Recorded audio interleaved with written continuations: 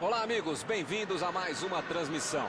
Noite de temperatura muito agradável, com tempo limpo aqui nos arredores do estádio.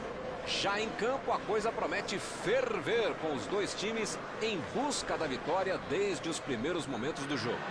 A torcida já se esparramou aí pelos dois setores da arquibancada e vem fazendo muito barulho, desde que os jogadores saíram do túnel em direção ao gramado.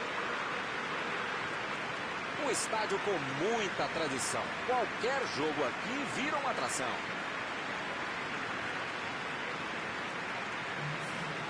Uma partida amistosa que também é um duelo de gigantes. Promessa de um grande jogo hoje. São duas grandes equipes, Milton, isso ninguém duvida.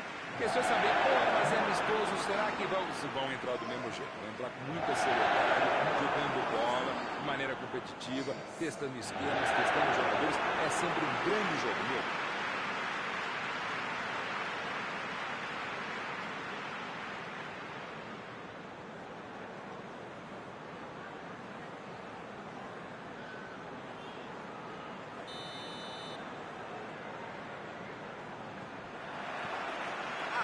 O árbitro e começa a partida.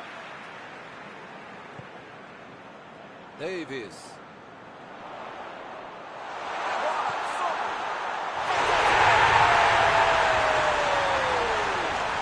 Vai ser difícil manter o início tão brilhante até o final do jogo. Partida espetacular da bola. Peso, força, curva.